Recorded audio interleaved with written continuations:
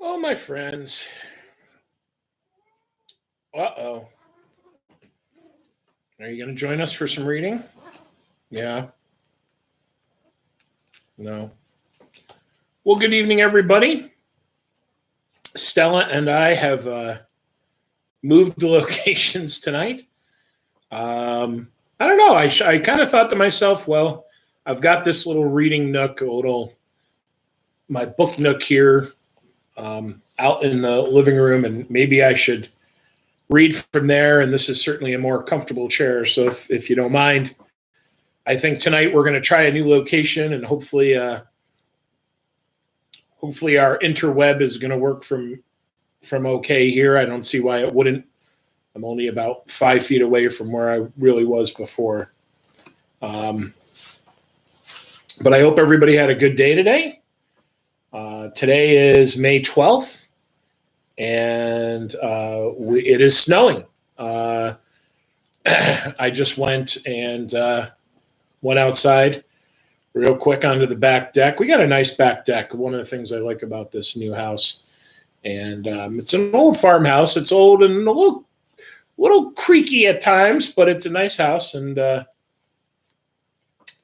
anyway, got a nice big barn and a nice big deck.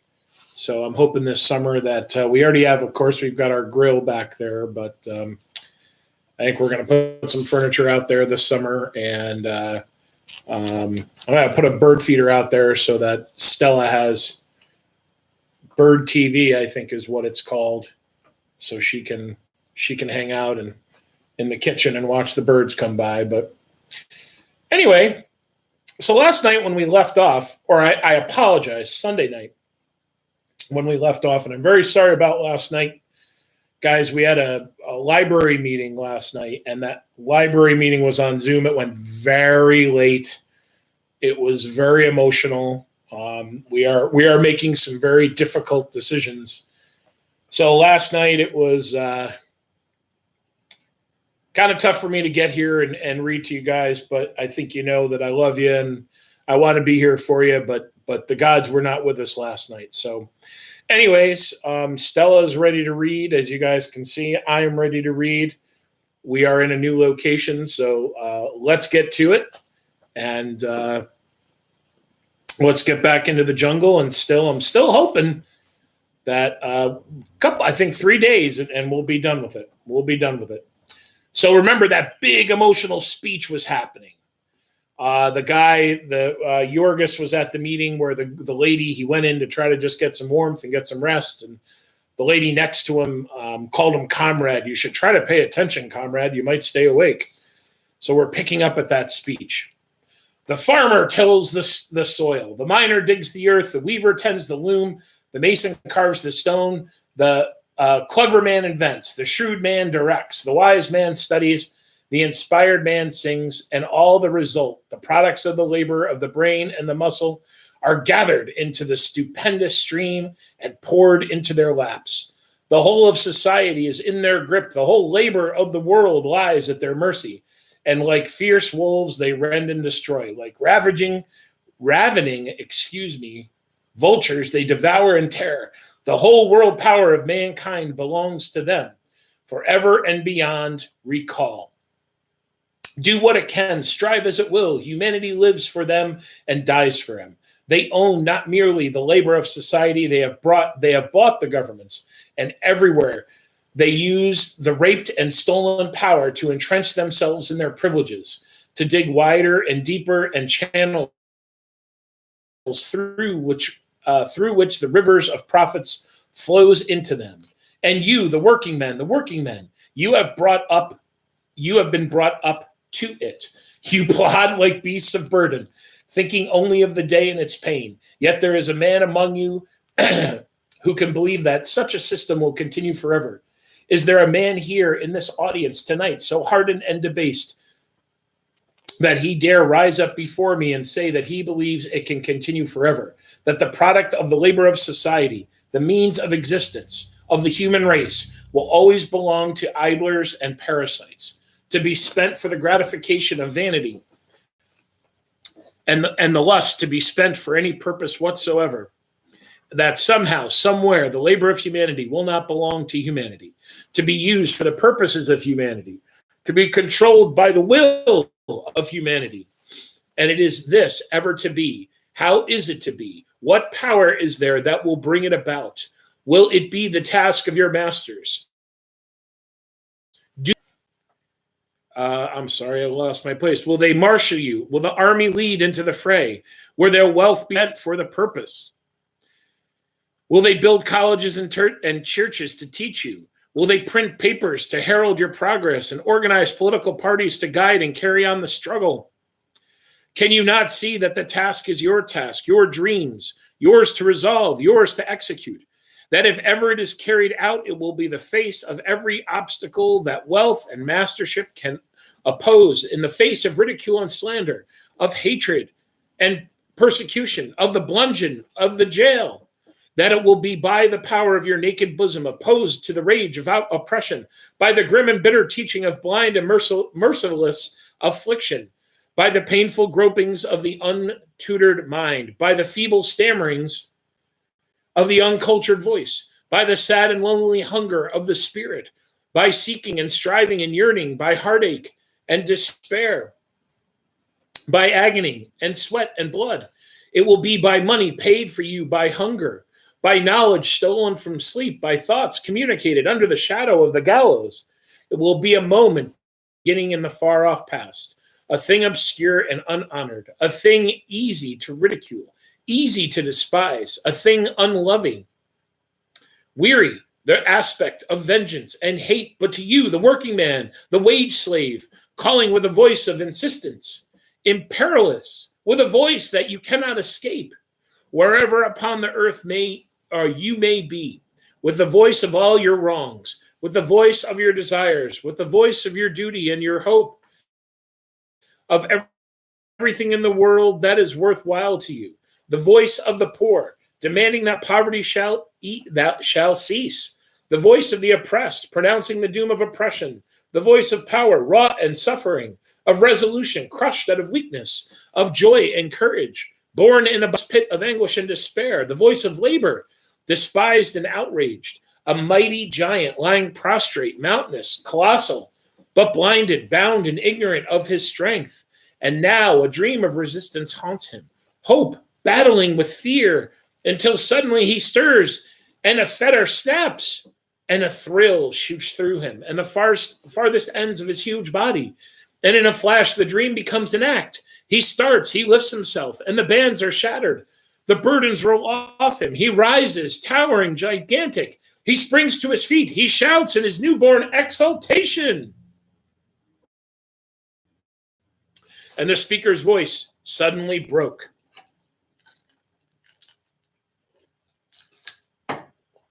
With the stress of his feelings, he stood with his arms stretched out above him, and the power of his vision seemed to lift him from the floor. The audience came to its feet with a yell. Men waved their arms, laughing aloud in their excitement. And Jurgis was with them. He was shouting to tear his throat, shouting because he could not help it, because the stress of his feeling was more than he could bear. It was not merely the man's words, the torrent of his eloquence. It was his presence, it was his voice, a voice with strange intonations that rang through the chambers of the soul like the clanging of a bell, that gripped the listener like a mighty hand about his body, that shook him and startled him with sudden fright, with a sense of things not of earth, of mysteries never spoken before, the presence of awe and terror. There was an unfolding of vistas before him, a breaking of the ground beneath him, an upheaving, a stirring, a trembling. He felt himself suddenly a mere man no longer. There were powers within him undreamed of. There were demon forces contending, age-long wonders struggling to be born. And he sat oppressed, with pain and joy, while a tingling stole down into his fingertips. And his breath came hard and fast. The sentences of this man were to Jurgis like the crashing of thunder in his soul, A flood of emotion surged up in him. All his old hopes and longings, his old griefs and rages and despairs, all that he had ever felt in his whole life seemed to come back to him at once, and with one new emotion hardly to be described. That he would have suffered such oppressions and such horrors was bad enough, but that he should have been crushed and beaten by them, that he should have been submitted and forgotten and lived in peace. Ah, truly as was a thing not to be put into words, a thing not to be borne by a human creature, a thing of terror and madness. What, asked the prophet, is the murder of them that kill the body to the murder of them that kill the soul? And Jurgis was a man whose soul had been murdered, who had ceased to hope and to struggle,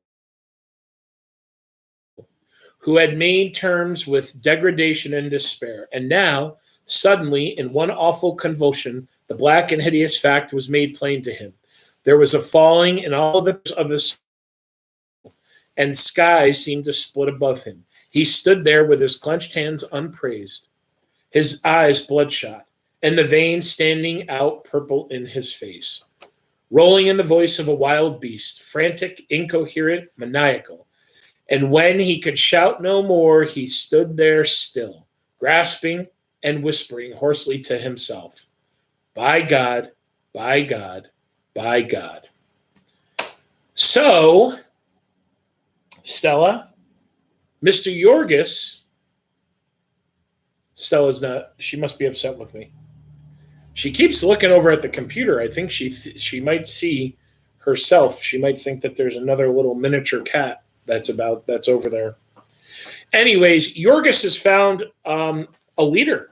He's found somebody to believe in, right? He's found somebody that inspires him. And it's like he was down real low and, oh my goodness, I found my family. Let's go find the rest of the family that's left. Oh, Mariah's a prostitute. Yeah, okay, this is kind of worse than I thought.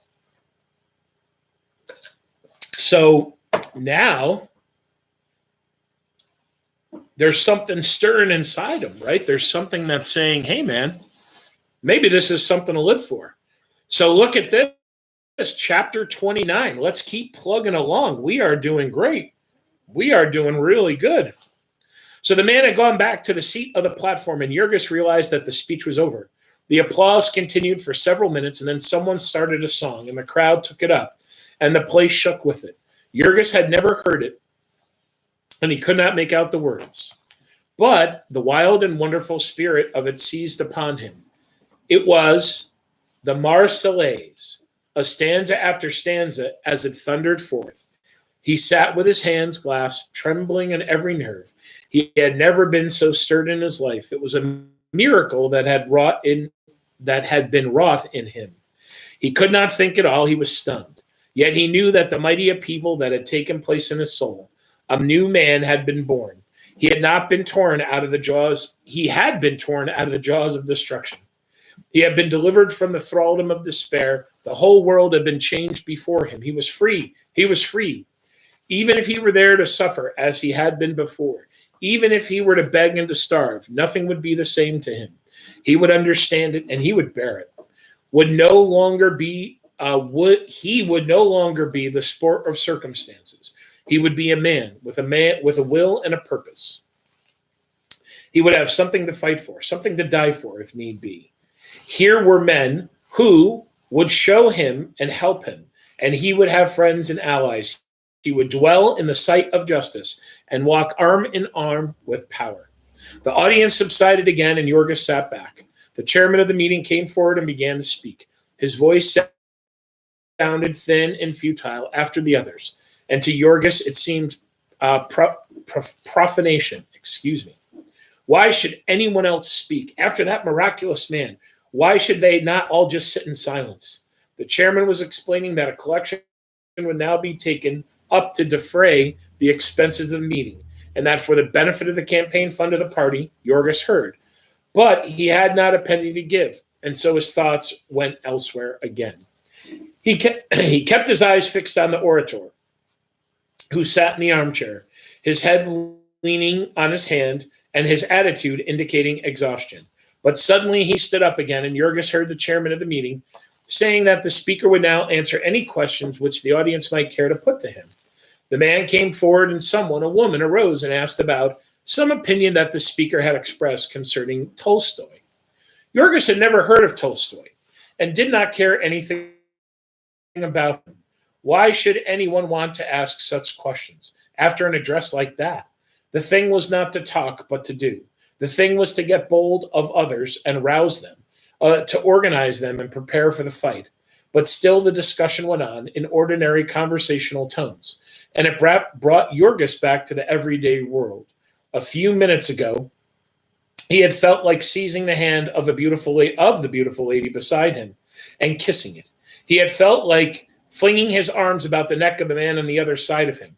And now he began to realize again that he was just a hobo, that he was ragged and dirty and smelled bad and had no place to sleep that night. And so at last, when the meeting broke up, the audience started to leave. Poor Jurgis was in an agony of uncertainty.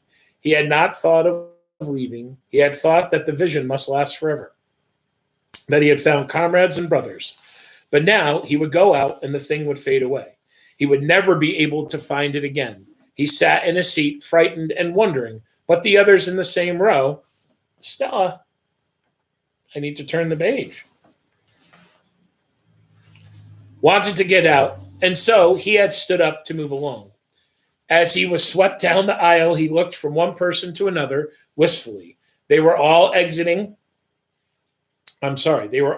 excitedly discussing the address, but there was nobody who offered to discuss it with him. He was nearly enough to the door to feel the night air when desperation seized him. He knew nothing at all about the speech that he had heard, not even the name of the orator. And he was to go away. No, it was preposterous. He must speak to someone. He must find that man himself and tell him. He would not despair. He was a tramp, but he was who he was. So he stepped into an empty row of seats and watched. And when the crowd had thinned, he started towards the platform. The speaker was gone, but there was a stage and a door that stood open, with people passing in and out, and no one was on guard. Jurgis summoned up his courage and went in and down the hallway and to the door where there was a room where many people were crowded. No one paid any attention to him, and he pushed in. In the corner, he saw the man he sought. The orator sat in a chair with his shoulders sunk together and his eyes half closed. His face was ghostly pale, almost greenish in hue, and one arm lay limp at his side. A big man with spectacles on stood near him and kept pushing back the crowd, saying, "Stand away a little, please. Can't you see your comrade is worn out?" So, Jurgis stood watching. While 5 or 10 minutes passed, now and then the man would look up and address a word or two of those who were near him. And at last, on one of these occasions, his glance rested on Jurgis. There seemed to be a sight of hint of inquiry about it, and a sudden impulse seized the other. He stepped forward. "I want to thank you, sir," he began in breathless haste. "I could not go away without telling you how glad I am I heard of you. I didn't know anything about it at all." The big man with the spectacles, who had moved away, came back at this moment. "The comrade is too tired to talk to anyone," he began, but the other held up his hand. "Wait," he said. "He has something to say to me." And then he looked to Jurgis's face. "You want to know more about socialism?" he asked. Jurgis started, it's socialism? I didn't know. I want to know about what you spoke of. I want to help. I've been through all of that." "Where do you live?" asked the other.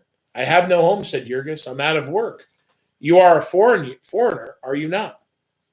"Lithuanian, sir." The man thought for a moment, then turned to his friend. "Who is there, Walters?" he asked. "There is Ostrinsky, but he is a Pole."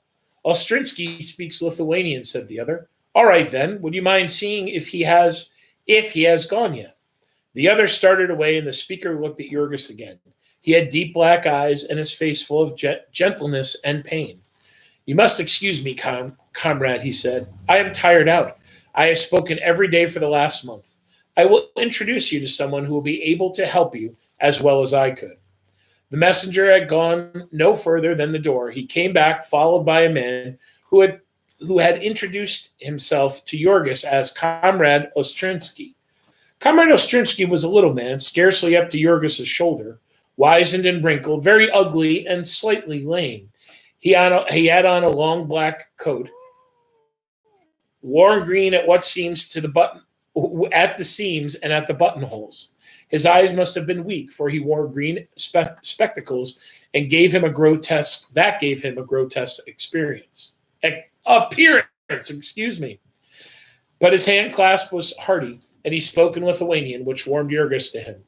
"You want to know about socialism," he said. "Surely. Let us go and take a stroll, where we can be quiet and we can talk some." And so Jurgis bade farewell to the master wizard and went out. Ostrinsky asked where he lived, offering to walk in that direction. And so he had to explain once more that he was with home. At the other's request, he told this story: how he had come to America and what had happened to him in the stockyards, how his family had broken up and how he had become a wanderer. So much the little man heard, and then he pressed Jurgis's arms tightly. "You have been through the mill, comrade," he said. We will make a fighter out of you." Then Ostrinsky in turn explained his circumstances. He would have asked Jurgis to his home, but he only had 2 rooms, and he had no bed to offer. He would have given up his own bed, but his wife was ill. Later on, when he understood that otherwise Jurgis would have to sleep in a hallway, he offered him his kitchen floor, a chance at which the other was only too glad to accept. "Perhaps tomorrow we can do better," said Ostrinsky. "We try not to let a comrade starve." Ostrinsky's home was in the ghetto district, where he had 2 rooms in the basement of a tenement. There was a baby crying as he entered, and he closed the door leading into the bedroom. He had 3 young children, he explained, and a baby had just come. He drew up 2 chairs near the kitchen stove, adding that Jurgis must excuse the disorder of the place, since at such a time one's domestic arrangements were upset. Half of the kitchen was given up to a workbench, which was piled with clothing, and Ostrinsky explained that he was a pants finisher. He brought great bundles of clothing here to his home, where he and his wife worked in them. He made a living at it, but it was getting harder all the time because his eyes were failing. What would come when they gave out, and he could not tell. There had been no saving anything. A man who could barely keep alive by 12 to 14 hours a day. The finishing of pants did not take much skill, and anybody could learn it. And so the pay was forever getting less.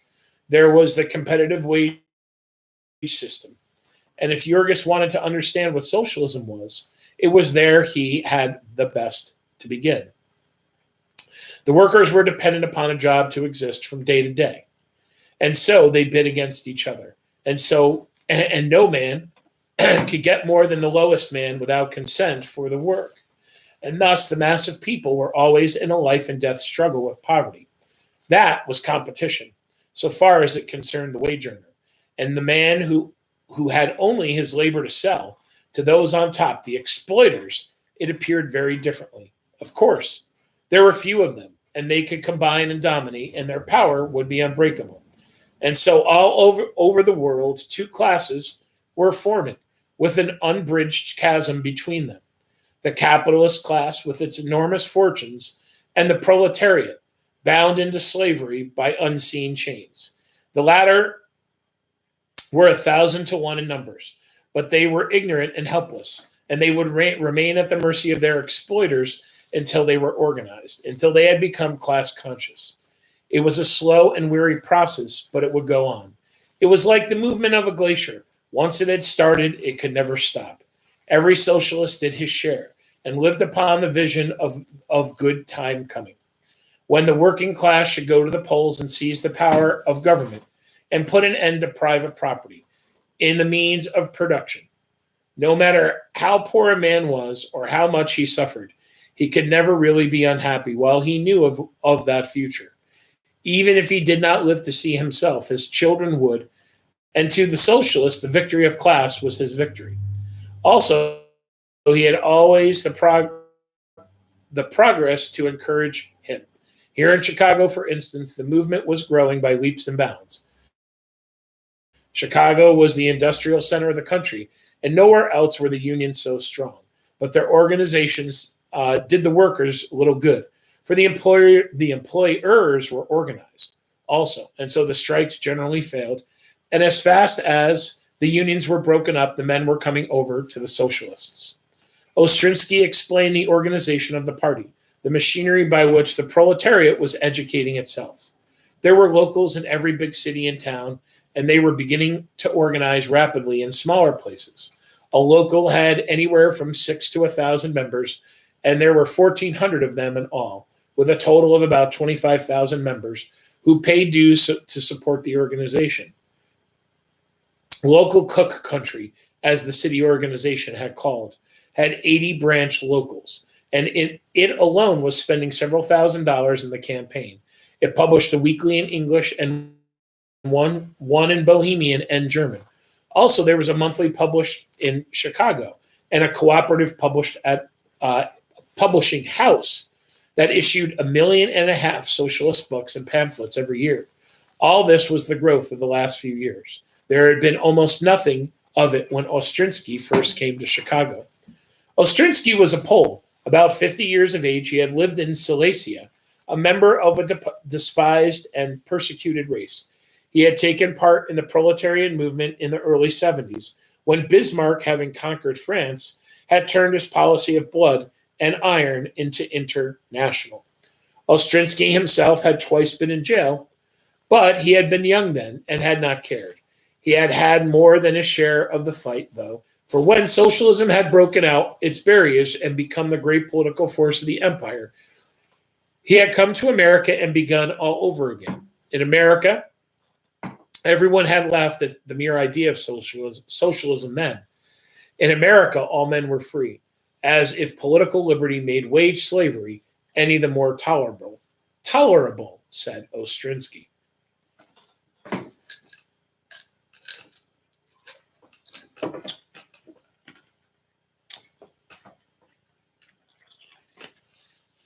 I just swallowed an ice cube. Sorry.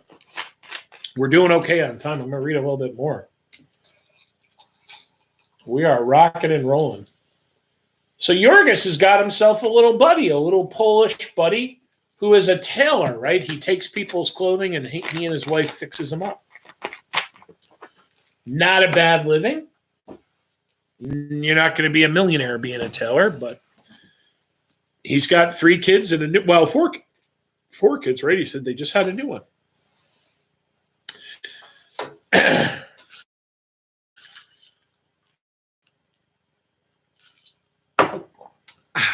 Okay. The little tailor sat tilted back in a kitchen chair with his feet stretched out upon the empty stove. Speaking in low whispers, so as not to waken those in the next room. To Jurgis, he seemed a scarcely less wonderful person than the speaker at the meeting. He was poor, the lowest of the low, hunger-driven and miserable, and yet how much he had known. How much had he dared and had he achieved? What a hero he had been. There were others like him too, thousands like him, and all of them working men. That all of this wonderful machinery of progress had been created by his fellows. Jurgis could not believe it. It seemed too good to be true. That was always the way, said Ostrinsky. When a man was first converted to socialism, he was like a crazy person. He could not understand how others could fail to see it. And he expected to convert all of the world the first week. After a while, he would realize how hard the task was, and then it would be fortunate that another new hand kept coming in. To save him, from settling down into a rut. Just now, Jurgis would have plenty of a chance to vent his excitement, for a presidential campaign was on and everybody was talking politics.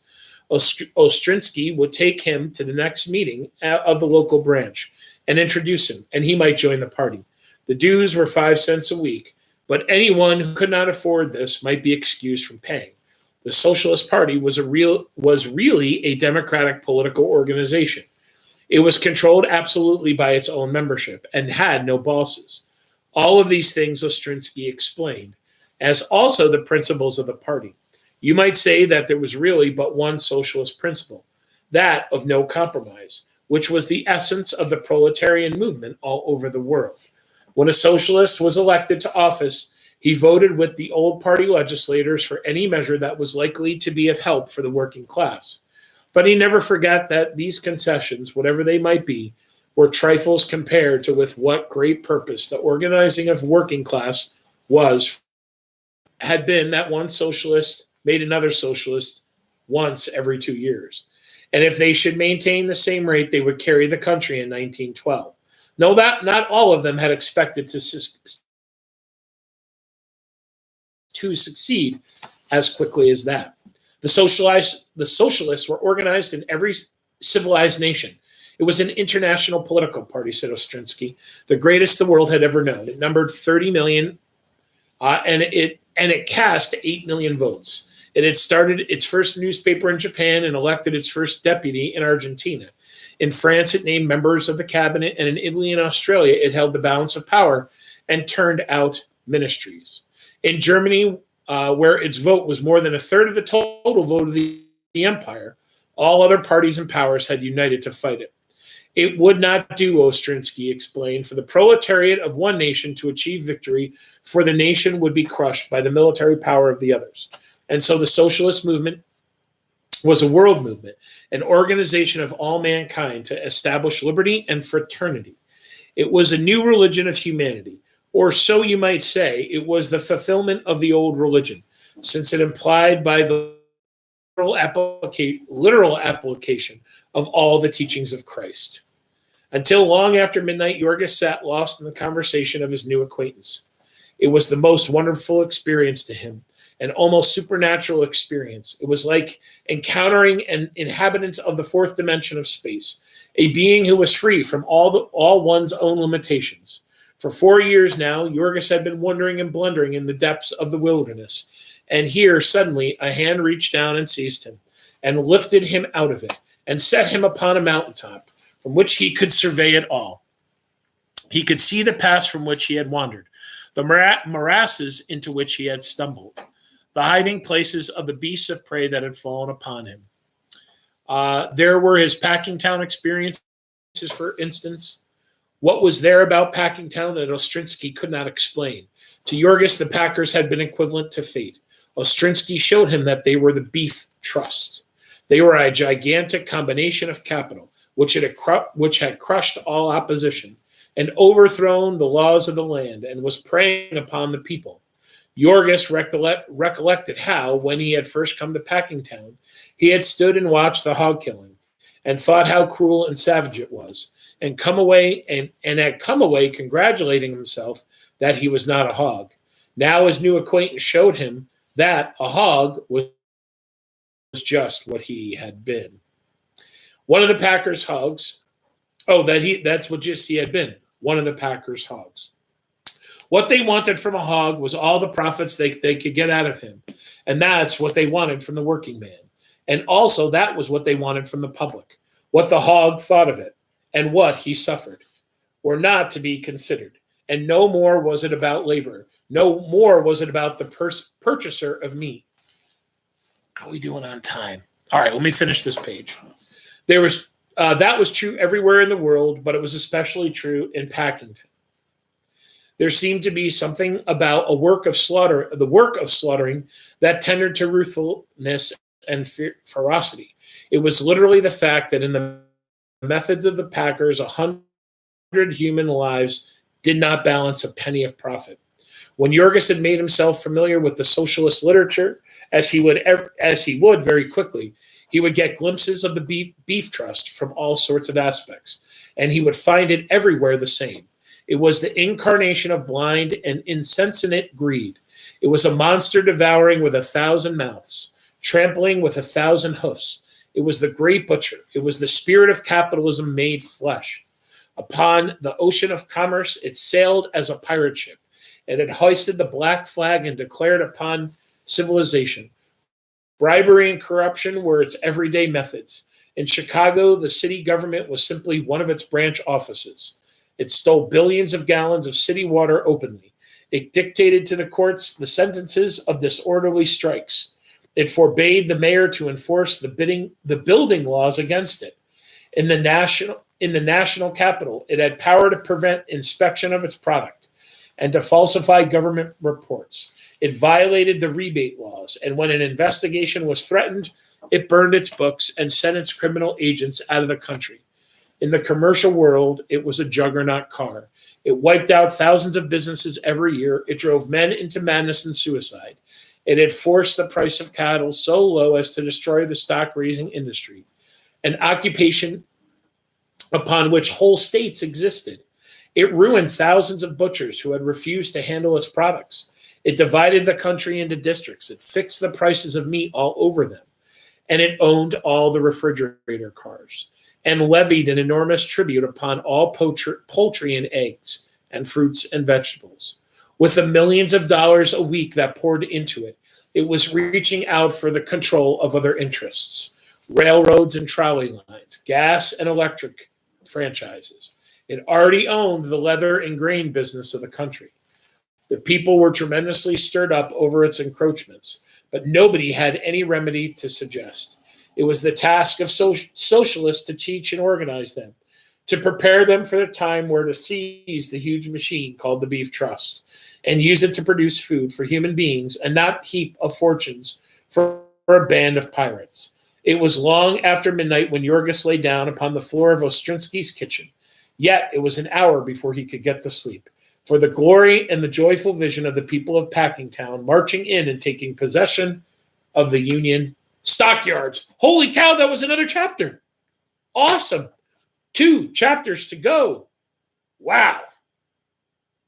That's awesome. Uh-oh, what am I doing now? Uh-oh. Here we go. This Kindle, the Paperwhite's a little weird sometimes. All right, my friends, we got chapter 30 and chapter 31. Awesome. Right? How do you guys? I hope you guys like my new spot. I'm in my reading nook. I'm in a comfy chair. I was actually thinking maybe if the weather gets better, I'll read out in the back deck. We'll read out in nature, and maybe a squirrel will come and sit on my shoulder instead of Stella. But Stella might get a little jealous. So, my friends, again, I apologize for last night. Not a great night for Mr. Martin, and those things happen. We I'm the president of Berg, and we have fiduciary responsibilities, which means part of our job as the trustees is to look and watch the budget and make sure that we are moving in the directions that we need to move in, that we have the money and the funding that we need to have. We need to prepare our budget for the upcoming year and hold a vote. So, all this happened at a very unique time because in May, schools and libraries hold their budgets. So now we actually were supposed to hold, you know what? We were supposed to hold our budget today. Today is May 12th. So this was the day we were supposed to hold it. And then next Tuesday, May 17th, would have been the day that the school district was going to hold the vote. So the state has shifted some things around. And now what they're saying is well, it's not going to be easy to hold votes because of the COVID thing. They don't want people coming in. So what they want the school districts and libraries to do is to mail an absentee ballot to every single voter, which cost our library for just about $4,000. The library doesn't have $4,000. So, when you think about government, right now, the government is giving more money to people for unemployment insurance. They're spending money on health centers. They're spending money on these pop-up testing sites, on tracing, on all these other things.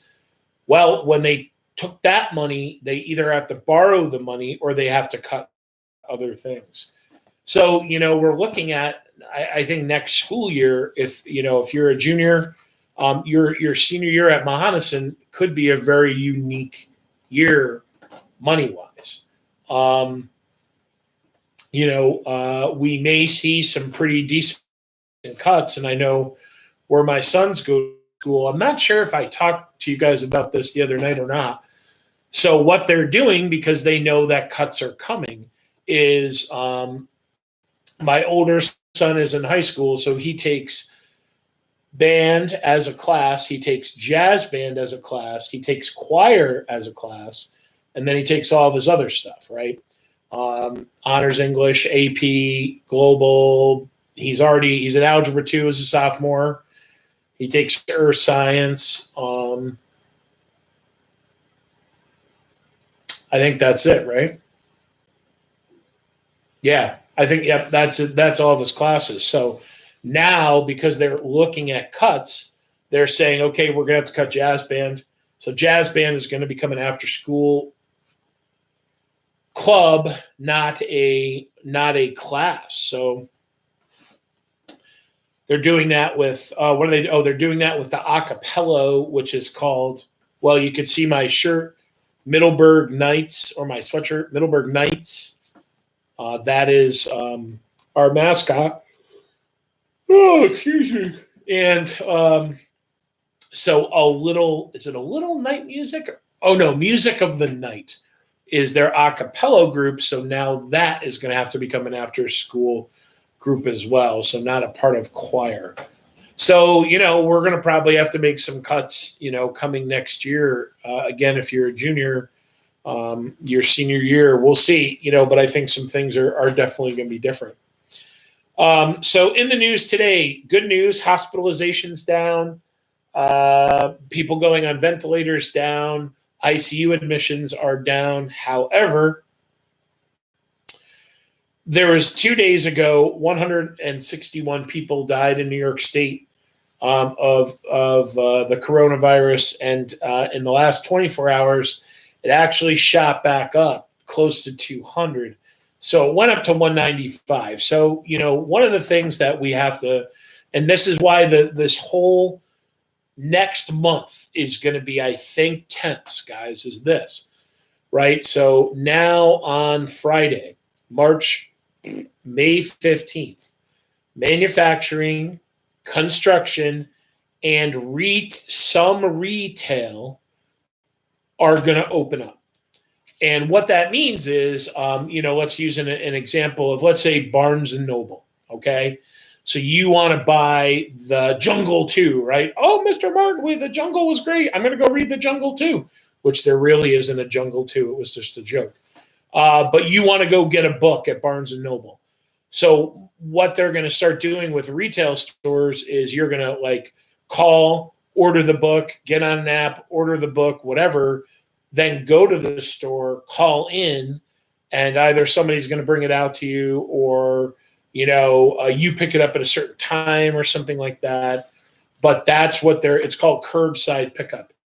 So that's what they're going to start doing with some retail. So then they're going to look at a 2-week window and they're going to say, okay, what happened with COVID cases?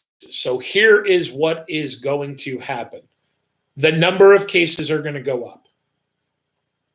It's yes, it's factual. We know that. It's very, I shouldn't say it's factual. It is extremely predictable. It is very likely. It is probable that the COVID cases are going to go up. But they're looking at transmission rate, and are we able to trace this? So let's say that we open up a factory out here in Middleburg, which, as a matter of fact, there are a couple factories out here in Middleburg. They're not huge factories, but they do make things. Down just south of Middleburg, there is a prescription medicine plant. So that'll reopen, and let's say they see that 3 victims or 3 people that got COVID came there. Well, guess what? We're not going to totally shut everything down, but that's what this tracing is about. we're going to need to call the owner and the people that run that place and say, hey, listen, we noticed that since you opened, 3 of your employees got it the first week. You got to shut down. We'll give it some time and then we'll try to reopen. So that's what's going to be a little wonky and real stressful, because I guarantee you it's going to happen. I don't know. Curry Freeze, right? Is Curry Freeze open? I'm guessing maybe. Do you guys know if Curry Freeze is open? Usually it's open by this time of the year, but is it open right now? Could I drive to the dam and get some Curry Freeze? I don't know. Anybody know? Throw it in the chat if you know. Or the Big Scoop. Are either of those places open? I'm not sure. There's 2 ice cream places out here in Middleburg. The one is open, but you can only take out, and you have to have a mask when you pull up there. But I'm not sure if Curry Freeze would open. So, what you might see is something like those types of places open and then a week later shut down, and I think that's what's going to be the up and down, the up and down, the up and down. That's going to happen over the next few weeks. So we'll see. But that's what's going to make things pretty stressful. Okay, so here's one of the things that I'm a little worried about. I'm not going to lie. I don't know if you guys have heard, but I think it was on Friday they reported that there were 5 cases of what was an inflammatory disease. Yes, they called it an inflammatory disease that they think in children that they think could be linked to COVID. They're not sure. It's rare. It's like the Coxsackie virus. It does not apparently present like COVID, but they think that it could be somehow linked to it. So maybe the kids that are getting this had been exposed to COVID, had fought off COVID, but then this opened them up to get sick in another way. So apparently now there are 100 new cases of this. So now that doesn't mean that since those five spread it to another 100 people, because they probably already had it. They just weren't sick enough or whatever to go to the hospital. So this is something, guys, that we got to keep on the radar here. It is something else coming out of this, which is kind of terrifying to think that there is. And I don't mean to scare anybody, but we have to watch it. We have to maintain it. So some of the things that Governor Cuomo talked about today, we have to stop. We cannot let our emotions drive us. We must let data drive our decisions. He's continued to say that. We have to follow the data. We have to follow the facts. We have to continue to work with other states. So here's one of the things, and I was talking to Mrs. D about this today. I love all you people. Okay, if I didn't care about you and I didn't like you guys, I wouldn't do what I'm doing every night. I want to read to you guys. I think this is important. I think our connection is important. I think this is a way for us to somehow socialize. It's a way for us to exercise our minds. But what I am worried about is this. Out here is going to open. The southern tier, the southern Mohawk Valley, Schoharie County, some other counties are going to open. I don't want you guys out here. I love you, but I don't want you. And what people are worried about, and I am worried, is that when things don't really open in the dam and in the Capital District, people are going to say, well, we'll jump on our car and we'll go on out to Schoharie. We'll go on out to Middleburg. We'll go on out to wherever. And with that, they potentially carry and move the coronavirus. So, one of the things along the way, and I'm still very surprised it didn't happen. I know they considered it, and I really thought that it was going to happen, is I thought that we were going to have county lockdowns. I really thought that, basically, with the exception of things like food deliveries and all that kind of stuff, that people were going to be restricted to the county in which they lived. And we never got to it. I think we got close to it. I really, really do. But now it's going to be very easy for people to be able to move. So out here where I live, we have met these 7 conditions of reopening, or at least the phase 1 reopening. And I guess Albany, the capital district, has met 5 of the 7. So I think for the full reopening, you have to have like 14 things happen. But out here, we've met the 7 to start the ball rolling. So, we'll see what happens. But I have a feeling that people are going to start creeping out here for some R&R. And, okay, well, come on out. So reopening, we got to keep testing. We need to watch things day by day. And the governor said, we're opening the valve. And he talked about, keeping the finger on a circuit breaker. Okay, something's going, boom, we're just going to flick it. We're just going to crank the valve shut. So we're going to be keeping an eye on this. He talked a lot today, my friends, about, we know the stimulus plan that went out, the $1,200 that went out. More laws are being, more stimulus plans are being negotiated. The Democrats in the House have ideas. The Republicans in the Senate have ideas. And, we'll see what we come up with. But there are corporations and there are chains that are receiving a lot of stimulus dollars. And what Governor Cuomo is saying is this has got to stop. One of the last bills that pumped out all of this money sent billions of dollars to different states. And now, in the example that he gave today, is that so much money was given out. Alabama is going to take some of its coronavirus money and it's going to do work. It's going to put upgrades on its Capitol building.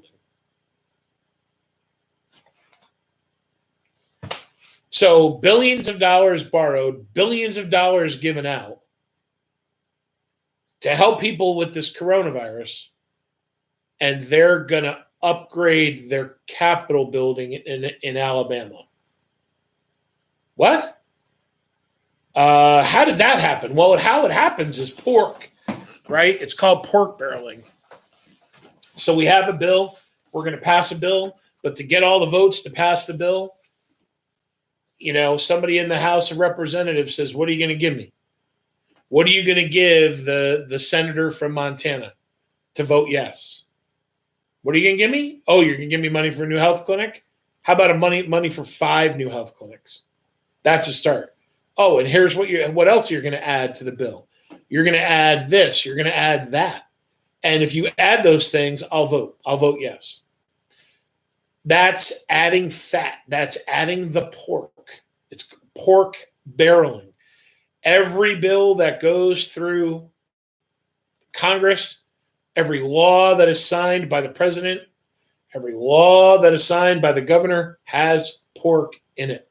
So when we talk about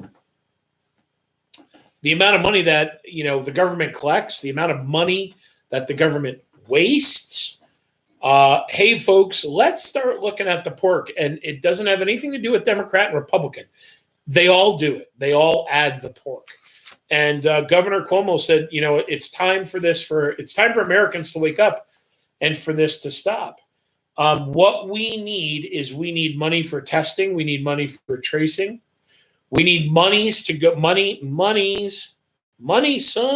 We need money to go directly into the hand of families. We need money for state and local governments. And what he talked about is this. If we really want to create some jobs, if we want to get the economy rolling, well, how about our failing infrastructure? What infrastructure means is our roads, our sewers, our bridges, things like that. Let's start putting people back to work doing these jobs so they're working there. They ain't taking a handout. They're working.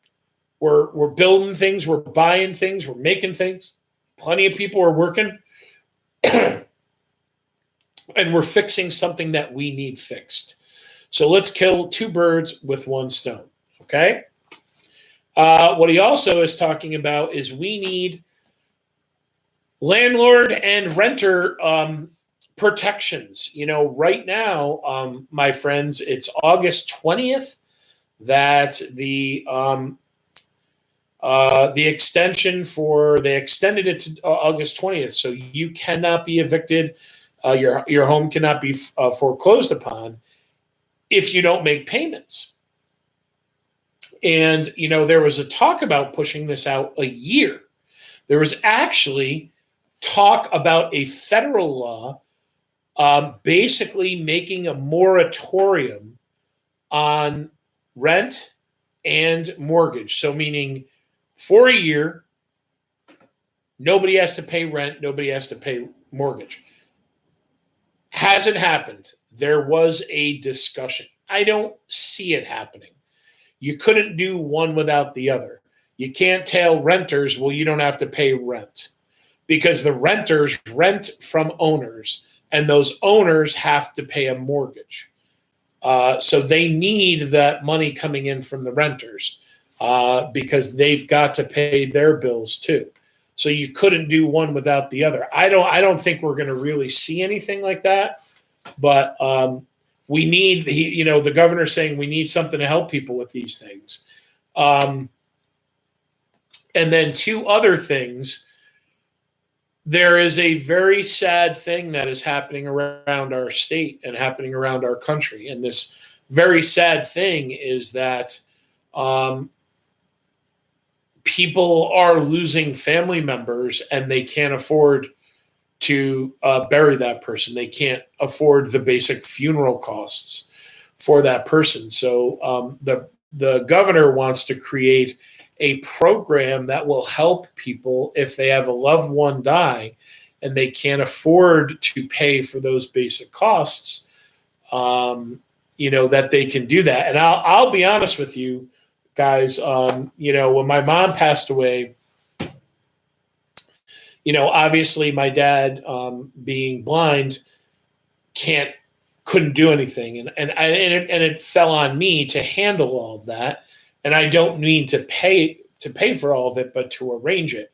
My mom did not want to wake. My mother did not want anything special. My mom wanted to be cremated. So we cremated her, and we had a church service for her. And to do that was $4,300. So to cremate my mother and to get the urn and to send out thank you cards to the people that came to the church service, that was $4,300. So imagine if we had rented a place and had a wake, if we had, whatever. Holy cow, that's a lot of money, right? And if you don't think $4,300 is a lot of money, can I have $4,300, please? I'll take that in cash or a check, whatever, up to you. So people need help with this, right? People need help. They're not working. Where do you get the money, right? Where do you get the money to do this? And the other thing, my mom was not buried. So we didn't buy a cemetery plot. We didn't buy a casket. We didn't get a headstone. So imagine those things on top of it. how much it would have cost. Wowzer, right? Wowzer. Okay, so here's the other thing. When you do your taxes and you own a home, you used to be able to write off things when you did your federal and state taxes. You would be able to write off and deduct things. One of the things that President Trump did when he came into office is he passed SALT, state and local tax legislation. And what that did was it eliminated those deductions. So Governor Cuomo is saying that needs to be repealed. House of Representatives, the Senate, or we need a court case or whatever we need. I think it's very likely that a court case, a Supreme Court case, would take place, because I think it was very constitutional. It wasn't unconstitutional what he did. However, it doesn't mean that we should continue it. So he is calling on the federal government to repeal it.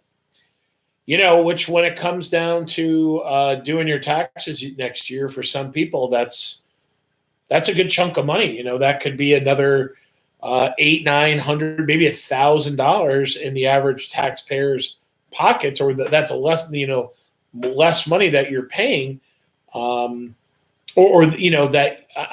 more money for you to deduct. So maybe that, maybe we'll see something with that. I don't know. All right, what else do we have? Trump advisors. Okay, so today some of the Trump advisors testified to the Senate.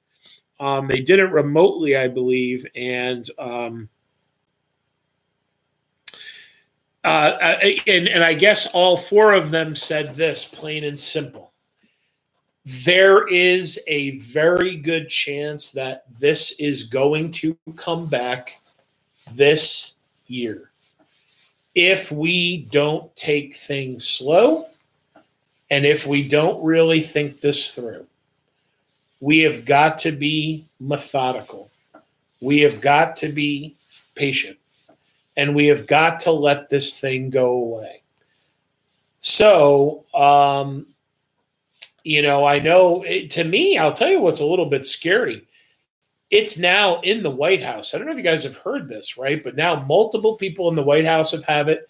And I think they're now saying that, I think they stopped all visitors to the White House for tours and everything. But if you are like, hey, I'm coming in to meet the president because I'm lobbying for whatever, they have to have masks. I think I don't know that they have to be tested, but I think they have to have their temperature taken. They have to have a mask on and all that kind of good stuff before they're admitted into the White House. So the White House is certainly, and the advisors are taking a little bit of a turn here and saying, we need to be careful. All right, that's all I've got for us for today in the news. The only other thing, I don't know if you guys heard about this, but I guess President Trump was asked a question yesterday, and he, in his one briefing, and I guess that he thought the reporter was less than cordial, and he ended up walking out of the news conference and boom, done, bang, bang, boom, we're done. And I don't know why this is the news, because this is not even close to the first time that he's done this. And it's just his style. I mean, that's the way he rolls. This is the way he has always been. So for people that get shocked by this stuff, I'm not saying it's right, but I just keep saying, like, how are you being shocked by this? He is not the average president. He just isn't. And that doesn't mean that it's bad. My dad called me today, or I called my dad, and we were talking about My dad is not a Mitch McConnell fan. Mitch McConnell is the Senate pro tem. He is the majority leader in the Senate. He is a Republican. He is the senior Republican. And my dad does not like him. And we kind of talked about, I think one of the things that we've lost in our country, and maybe we never really fully had it, or we fully had it the whole time, but, I think a lot of the people that are in these powerful positions, they talk about the average American, right? Well, you know what? I mean, Donald Trump, Mitch McConnell, I got to ask you, well, what is this is what I'd love to do. I'd love to meet the president, because I think here's the question. I'd have maybe three questions for him. The first question would be this. How much is a gallon of milk? How much does a gallon of milk cost? And I wonder if the president could ask it. And it doesn't mean he's a bad man if he can't answer. I'm sorry, if he can't ask it, if he can't answer that question. I have a feeling that probably Donald Trump couldn't answer that question. Not because he's not smart enough, but just because he doesn't know. I'd also say to him, hey, how much is a gallon of gas? Because even though he talks about oil prices and he talks about oil reserves, I really wonder the last time he pumped a gallon of gas, or, he pumped gas into his car. And if you think about that, the average American, very much so, the cost of a gallon of gas, and the cost of a gallon of milk, or pretty close to it. So, and I think, I don't know, the third question, I don't know, I'd probably ask him something like,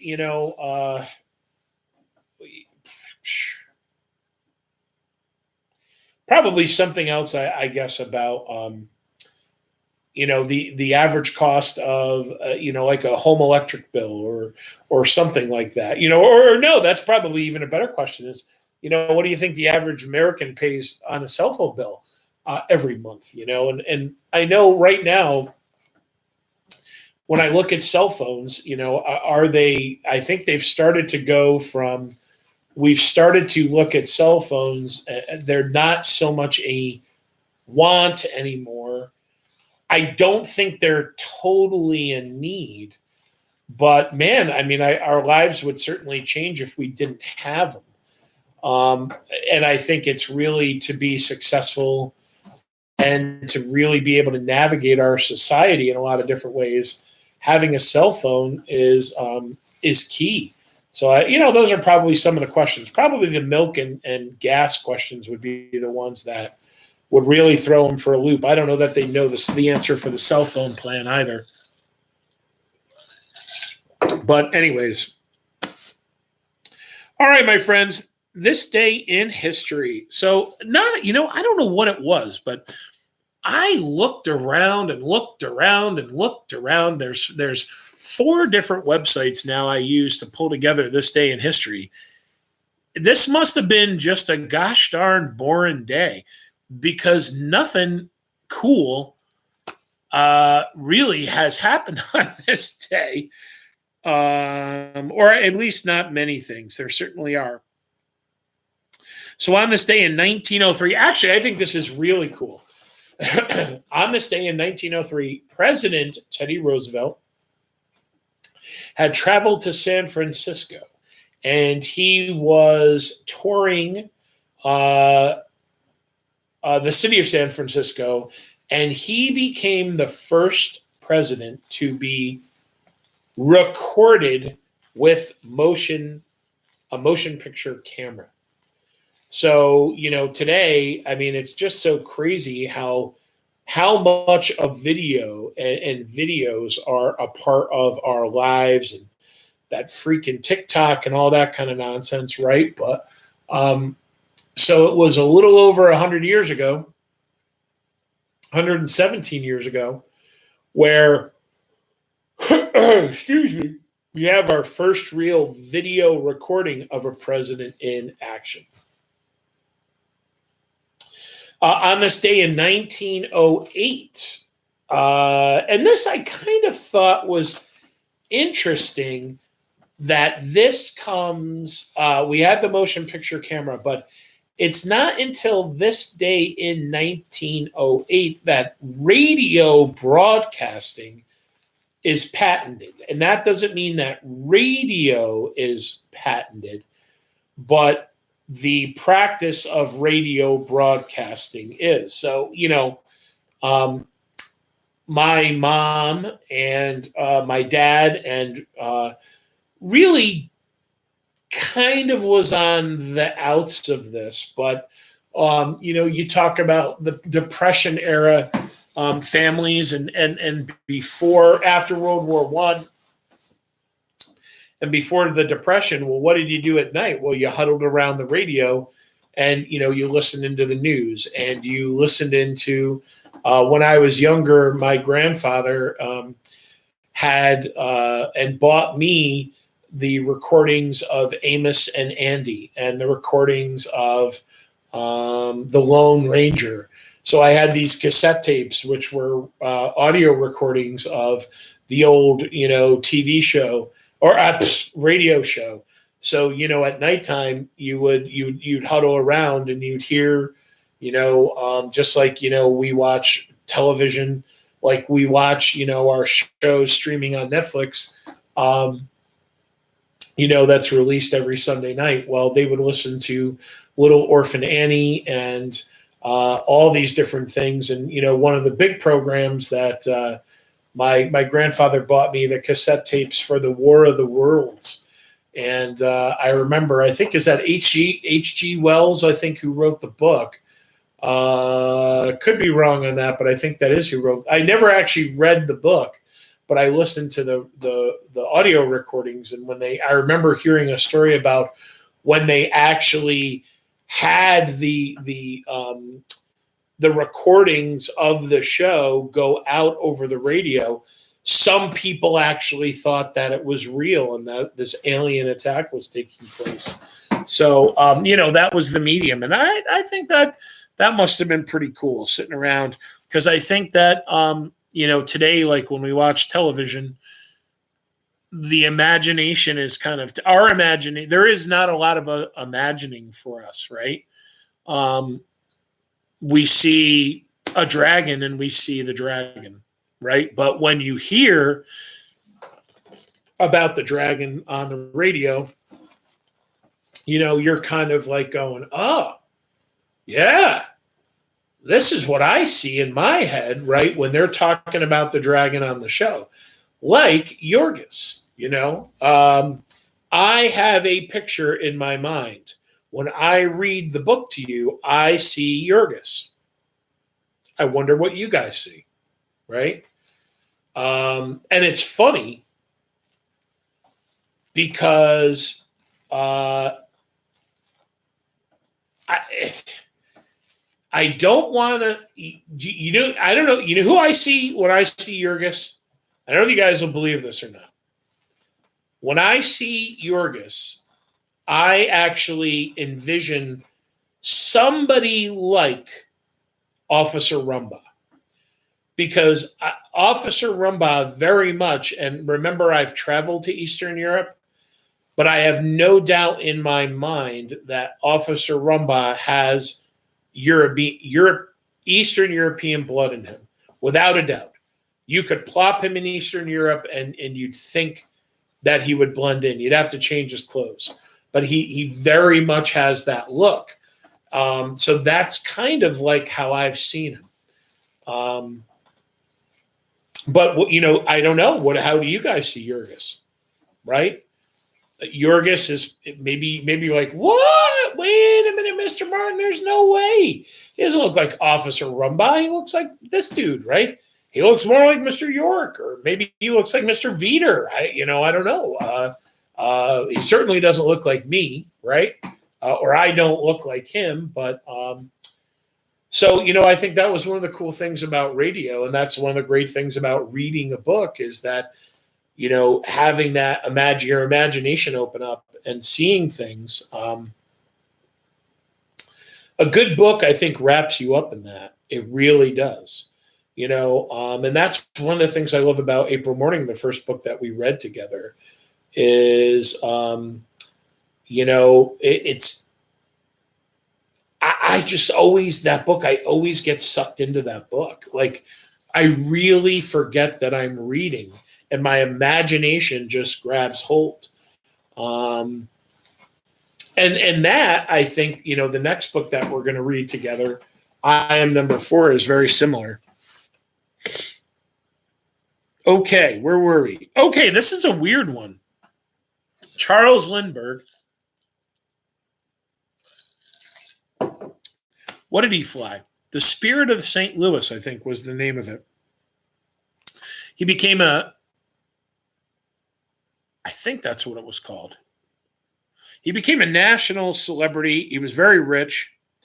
And on this day in 1932, what had happened in this was national news, and I believe that it was in right around mid-April. A person put a window up, and he lived in a big mansion. Put a ladder up to the window, and a second-story window in his house. Broke into the house and stole his baby, and they wanted $50,000, I think, was the ransom. And Lindbergh at first refused to pay it, and then eventually they said they wanted $70,000 or $80,000. So they ended up paying the money to the people that had taken the baby, and they said, I can't remember exactly what they said. Well, you'll find your baby here, and then they never found the baby. So what had happened was they had taken the baby and they killed the baby that night and had buried it or hidden it. And it was on this day that they actually found the remains of the child. And then it was 2 years later when they had actually given the money, the cash, to the kidnappers. They had actually, it was traceable bills. So 2 years later, they were actually able to capture one of the guys because he had ended up using one of the traceable bills. And it popped up in a bank. But this was national news. This was like the whole country was like, oh my God, we got to get this baby back, right? And unfortunately, it ended in tragedy. So on this day in 1935, and again, I hate to do this to you guys, but it's just not it's kind of a weird day in this day in history. So on this day in 1935. But it does tie into our study of history. Alcoholics Anonymous is founded. And Alcoholics Anonymous, if you don't know, Alcoholics Anonymous is still alive and well today, and people can go in, they can use a fake name, and they can talk about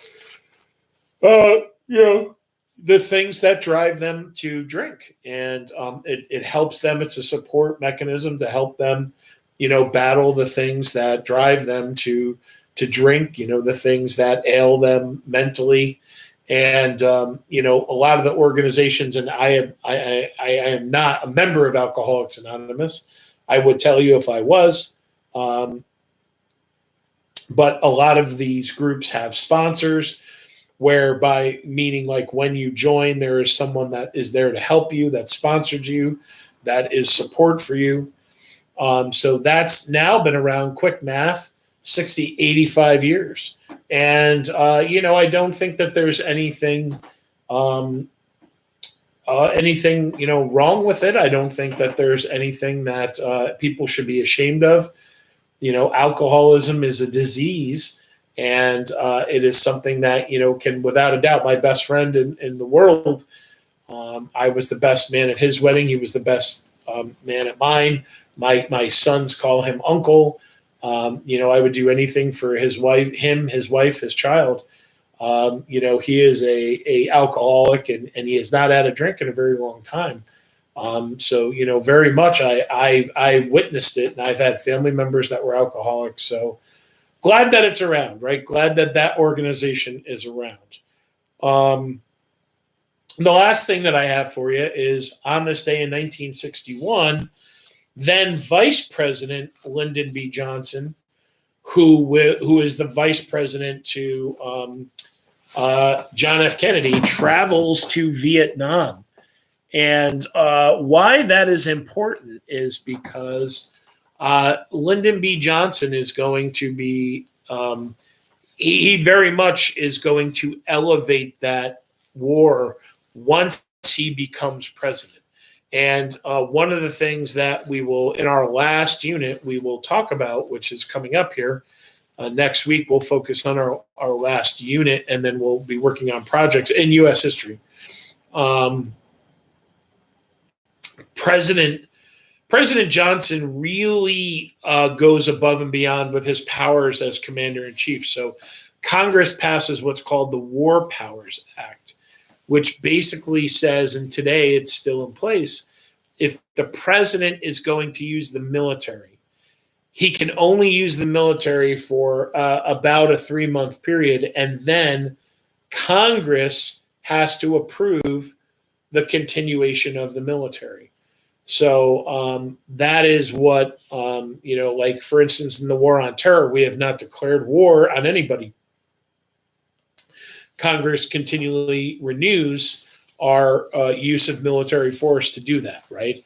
The last time we actually declared war was, technically the last time we declared war was World War II, December 8th, 1941. We never declared war in Korea. We never declared war in Vietnam, in Grenada, in Nicaragua, in the 80s, in Haiti, in Iraq, in Afghanistan, in Iraq again.